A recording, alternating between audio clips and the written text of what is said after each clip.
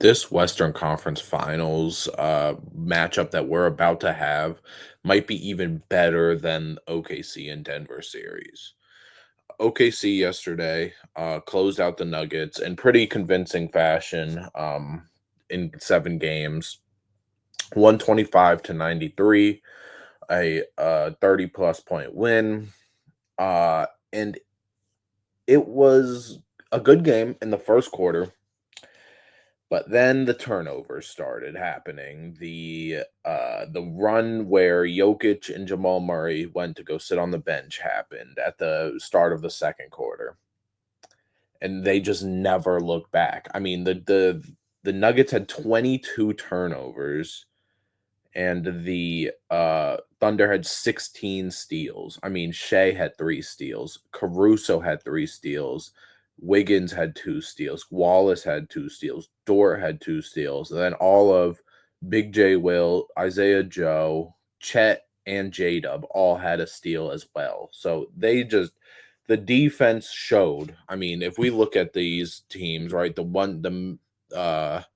Oklahoma City Thunder 68-14 this year, um, third best offensive rating in the game, best defensive rating in the game. They have the best net rating in the league. Um, they score the fourth most points per game, and they hold their opponents to the third least points per game. I mean, this team is an all-time regular season team. And you say regular season because they haven't won it yet. They're just now getting into the conference finals.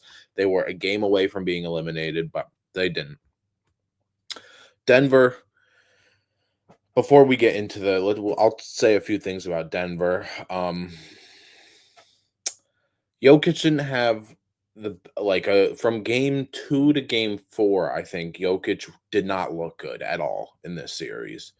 Then he had a couple 40 pieces. I think he had a 40 and 20 game. I don't know if that was game 1. Even in this closeout game, 29 and 7. He only shot 9 times, which I just put out a video about Jokic and players like this. 9 shots for Jokic is not gonna cut it. You sometimes you got I mean, he only had 7 assists, but sometimes he had 5 turnovers. Sometimes you gotta put the playmaking in as a back in the back seat unless you really need it. When you are the greatest player in the league, sometimes you need to just go get a bucket, man. You just need to score, score, score because it was not helping. Now, granted, there's not much that him alone could have done, but this team needs to make drastic changes, whether that's getting rid of Michael Porter Jr., whether that is going a little young. Like maybe you flip Michael Porter Jr. and instead of getting a caliber player of Michael Porter Jr., who's like an 18 point per game kind of guy, not anywhere near an all-star caliber player, I would say, but you flip him for 2 good pieces because your bench is disgusting. Your bench has been disgusting since you gave up like Bruce Brown and KCP and all Jeff Green, like all those guys. I mean, Christian Brown had a fine game, 2 for 9 from three, but he had 19 points. He had some big shots. Jamal Murray, man, 13 points, 6 for 16. Gordon had a good game for his hamstring, I would say. Michael Porter Jr. I mean, he's been injured, they say, as well. You see the thing on his shoulder when he's playing. I don't know what that is, but and then like your bench, I mean, Westbrook has had a good series for his stand, a good season in general, but like you have nothing on the bench that you like. I mean, Peyton Watson, he played 20 minutes, but he was 1 for 8, 0 for 3 from three. Jalen Pickett, 10 minutes. Strother, 18 minutes. He was 3 for 8, 0 for 2. Like you just can't get anything from anyone. I think the firing of Mike Malone, and them having I don't remember what the interim head coach's name is, but I imagine that he's going to probably stick around for bringing this team to almost the conference finals.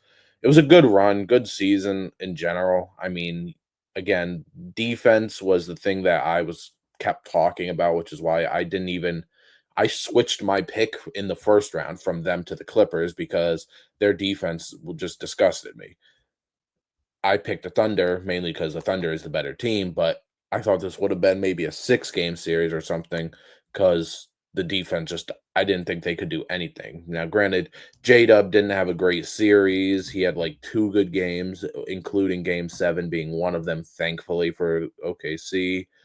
Hartenstein and Caruso did job on him this game. I mean, Caruso 3 steals. I mean, he was put on Jokic a few times. He scored when he needed to, but um, I think Chet needs to start to come alive now as we get into this conference final, and we can transition right into there where we talk about this. I gave you the OKC's stats for the season. I mean, Minnesota, 8th best offensive rating, 6th best defensive rating, 4th in net rating. They're 13th in points per game, and then they're 5th in opponent points per game. This might be one of the greatest defensive series we have ever seen. It has the potential for that. I mean, you look at OKC where they're playing Hartenstein, Jay Will, Chet. This is a series where I think Rudy Gobert is going to be playing unless they opt to like shorten down Hartenstein's minutes and let Chet go back to the full-time 5, then maybe not. But with the way that they've been playing in the series before, where they have, I mean, Hartenstein played. Where's Hartenstein? Hartenstein played 17 minutes. Chet played 28. So there's a very good chance that they do what I was just talking about. But can I see? Is this the playoffs? I don't know. But in the regular season, I think this is he played 28 minutes a game.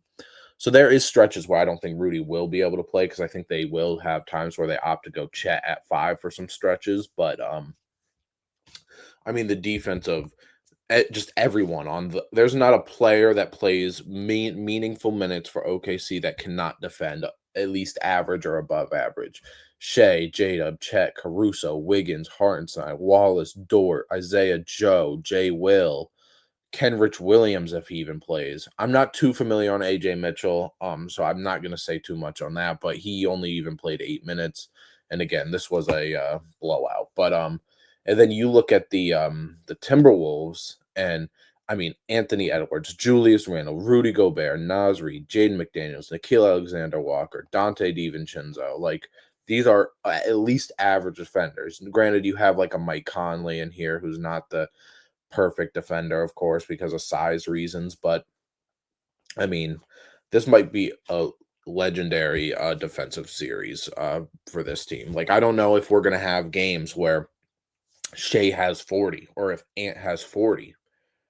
I think it's more likely that we see Ant have 40 because there's less scoring on Minnesota than there is for OKC. But um again, I'm so like torn because even though Minnesota is a 6 seed, that is a fake 6 seed, man. Minnesota has been so good this year.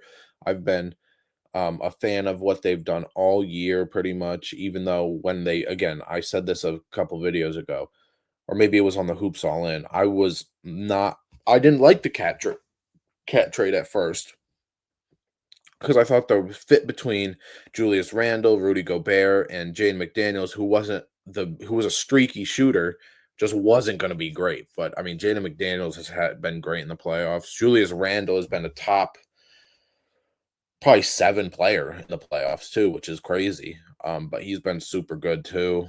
Um, I mean, I think I'm going again OKC in 7. I really think that this series is gonna go long.